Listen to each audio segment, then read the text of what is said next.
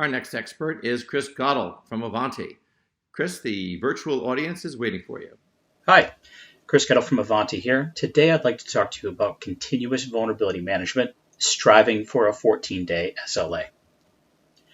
To start the conversation, I'd like to talk a little bit about the changing security landscape.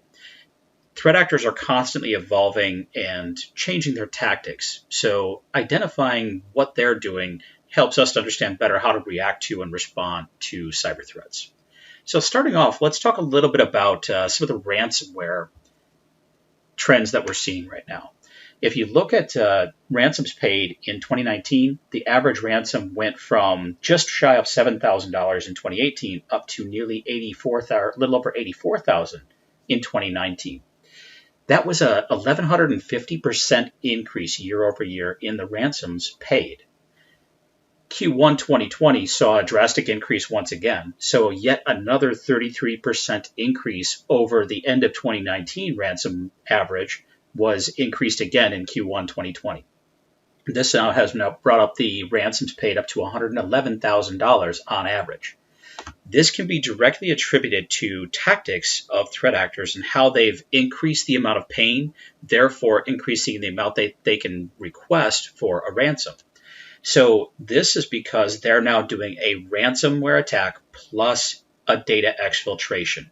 The expected result then is they not only have one lever on you, which is ransoming all your devices and preventing you from using those. And if you don't have a good backup and recovery process, you don't have the ability to recover your systems, but also the fact that they've now stolen a copy of your data as well. So if you fix one problem, you still have to deal with the fact that they could go public with or sell your data as well. So they're extorting that higher ransom. If we also look at typical vulnerability trends, these statistics are taken from two different reports. The first two are taken from a report from the RAND Institute. The average life expectancy for a vulnerability exploit is about 7 years. That means once exploited, threat actors are going to continue to use an exploit of a vulnerability for many years to come. So this means we have to be diligent about what vulnerabilities are being maintained in our environment, not just with the view of what's just come out recently. The other stat from the RAND Institute is the 22 days median time to develop a functional exploit. That means from release of an update, a threat actor can take about 22 days on average to be able to develop a functional exploit. So within 22 days from a release, they get a functional exploit and they continue to use that effectively against us for up to 7 years. This basically portrays kind of a significant challenge in the vulnerability space, which is the fact that we have a difficult time managing vulnerabilities.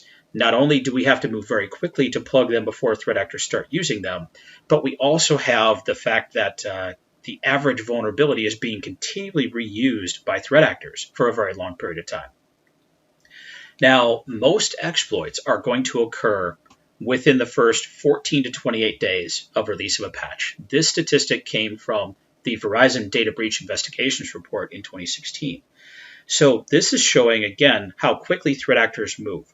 They're oftentimes going to have created several functional exploits within that 14 to 28 day time frame.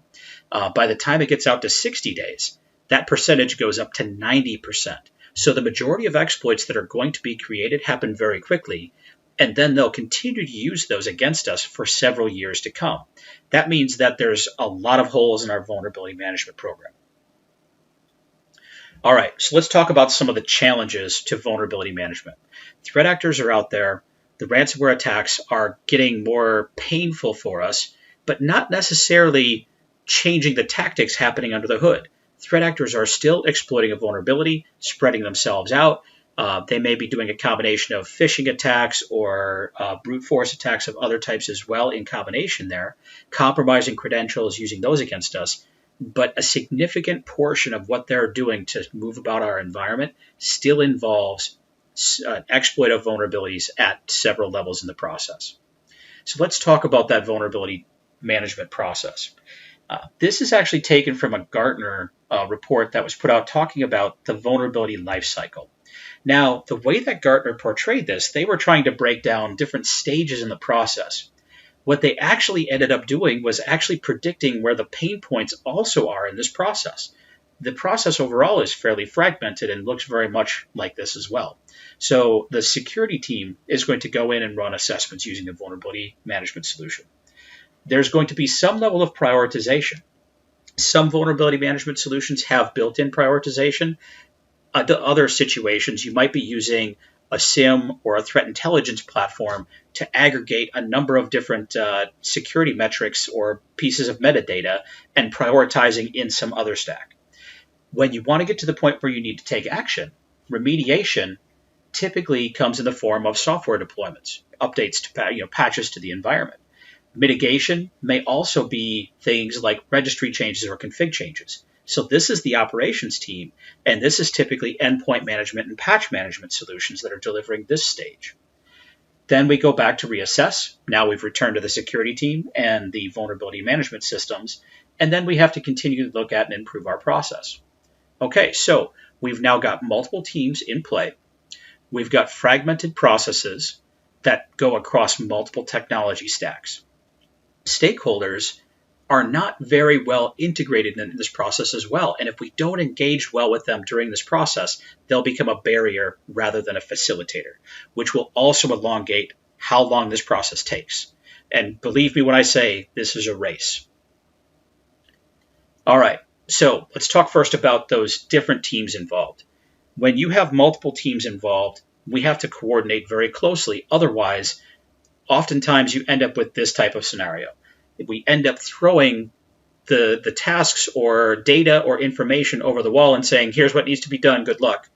Well, if the security team does the vulnerability assessment, they go and prioritize those and hand it off to operations.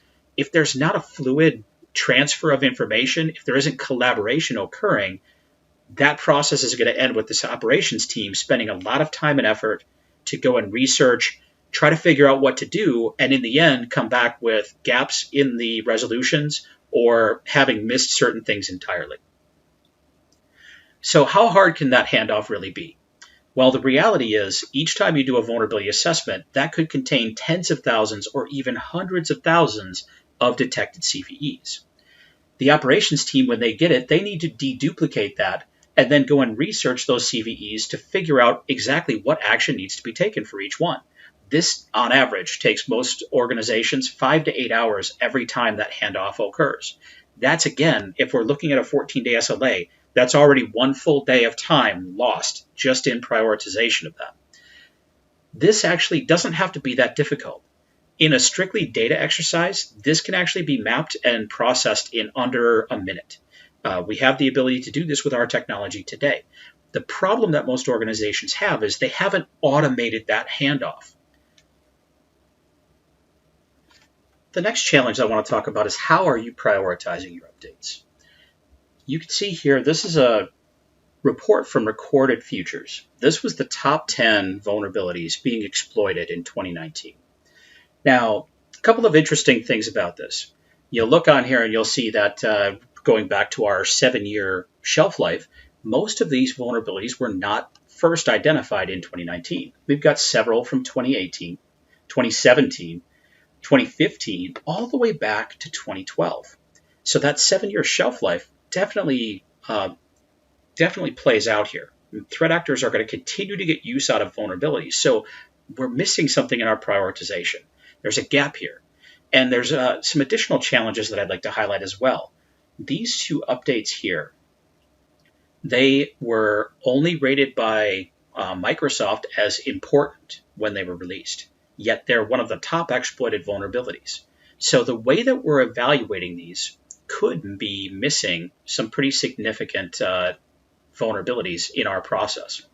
So let's go through a couple other examples.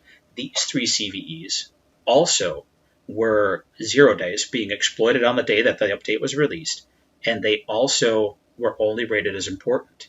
The CVSS score, if you're on the security side, that CVSS base score is trying to give a risk level to those. In all 3 of those cases, it was under an 8.0. It was actually either a 7.0 or a 7.5 on the CVSS scale. So risk-based prioritization.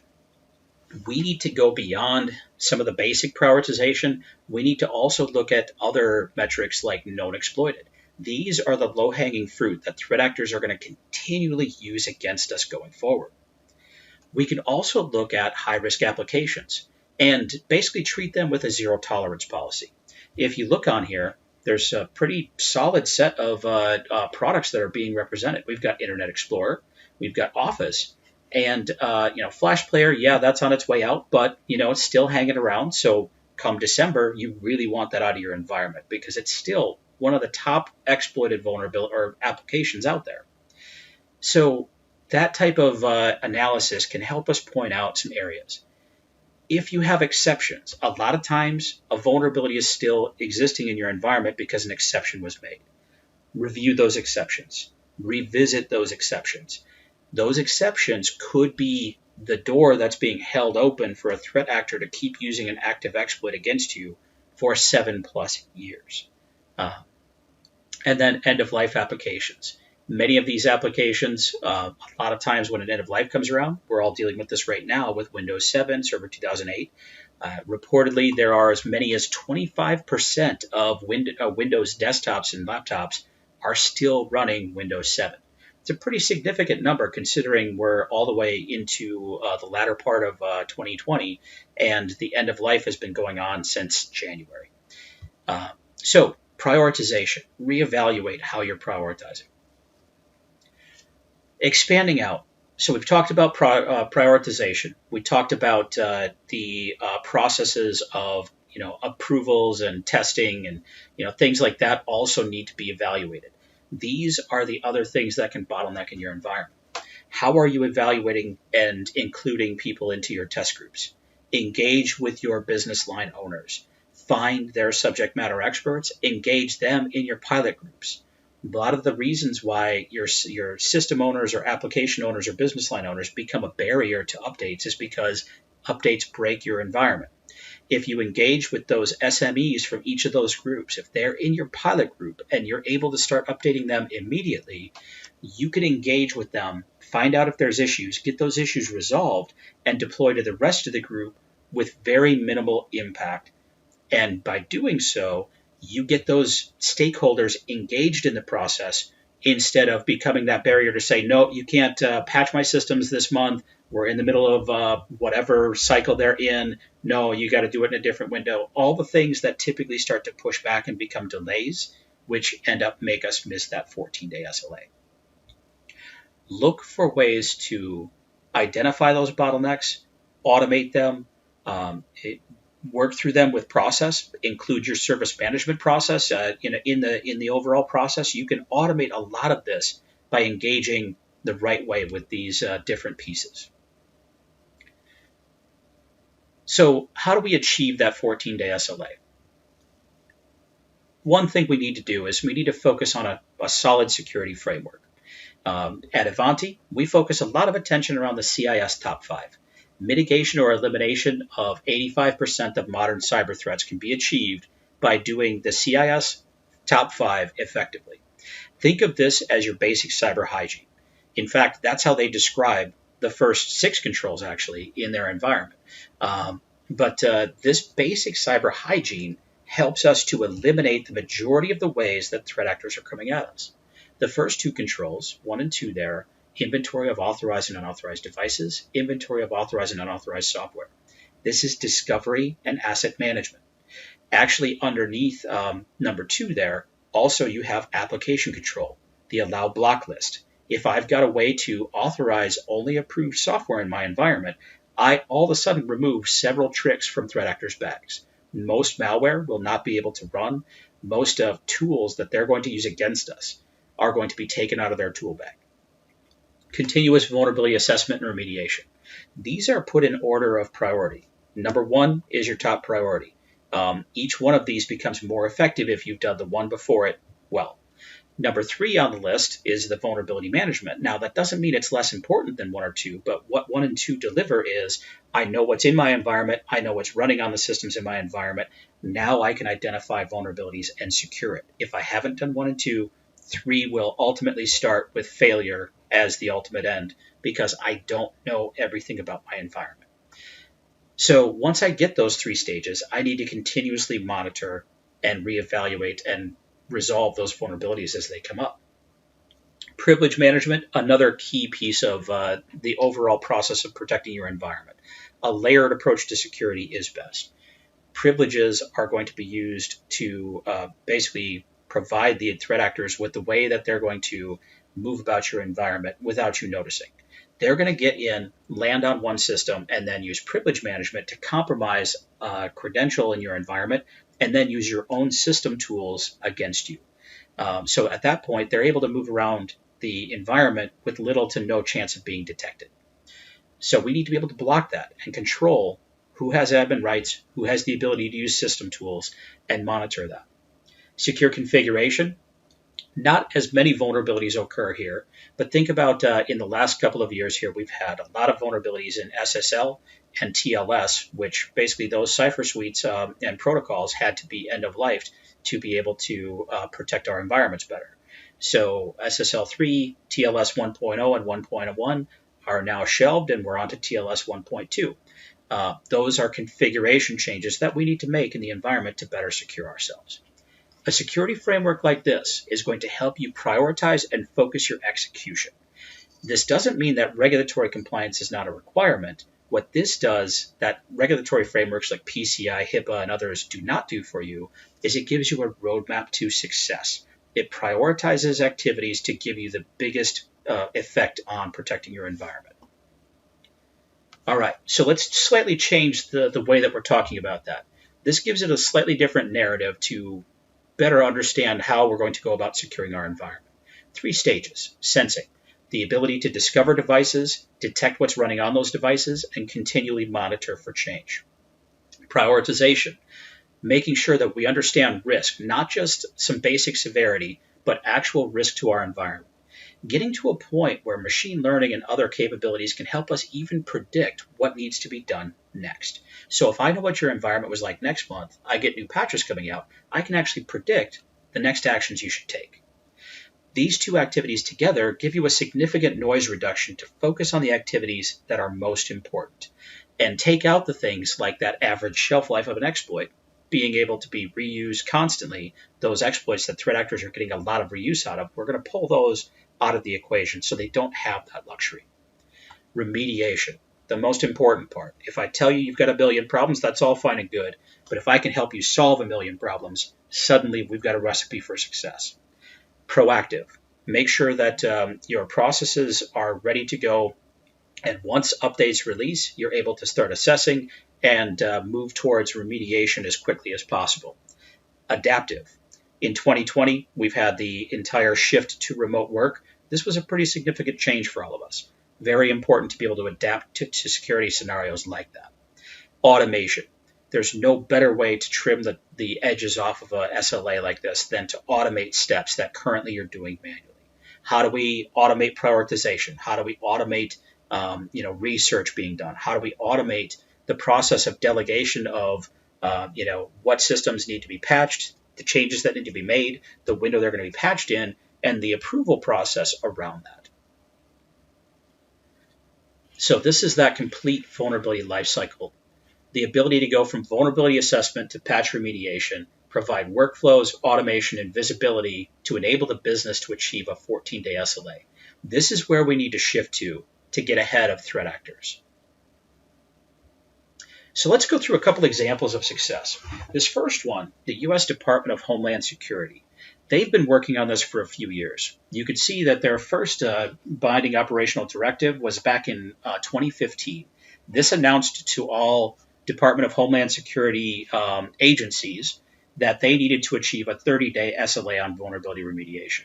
This year, they threw down and they declared that they were going to shift towards a 15-day SLA to fix vulnerabilities. Sorry, 2019, they made this declaration. So they've been working towards this for many years. Their methodology is top-down. It's a policy change. Non-compliance means systems are taken out of the network. A pretty harsh line to draw on that, but one that's been working effectively to drive all of those agencies towards a better secure environment. This next one is a global manufacturer, very well-known household name, 80,000 endpoints they're managing globally. They have a 14-day SLA, and they continually meet that on a regular basis. The things that they've done to be successful: they've partnered with the business. They're engaged with those business line owners. They've included those subject matter experts as the pilot users in the process. And they've made it a part of their corporate culture. This next example is another well-known retailer. Global retailer, household name, you definitely recognize them. 66,000 endpoints managed globally. They have a target 14-day SLA for remediation of security vulnerabilities for their servers. They also have a weekly remediation target for endpoints. Again, they achieve this by partnering with the business, security and operations running in parallel, tight engagement with pilot users in both stores and backend to make sure that they're getting a good coverage of testing, and ensuring that they've made this part of their corporate culture. Standardization of software made them a lot more efficient at delivering this as well, with less one-offs and other issues with third-party issues, third-party software that they had to deal with. So a couple of key takeaways as we wrap up. Build your security roadmap around a well-developed security framework like the CIS framework. Ask yourself, how accurate is your discovery and asset management program? Because threat actors, they've got great reconnaissance. If you didn't find it, chances are they will. Evaluate your vulnerability assessment and prioritization. What metrics are you using, and are they accurate enough? If you're only using things like vendor critical or a CVSS score of 8 and above, I showed you several examples, and there's even more out there of how that will miss some exploited vulnerabilities. Remember that vulnerabilities, most exploits are going to occur within 14 to 24 days of release of an update. What's your time to patch? How do you bring your SLA to that 14-day mark to get ahead of the majority of the risk that's going to affect your environment? And then continually review that security strategy and strive to improve it wherever possible. Thank you.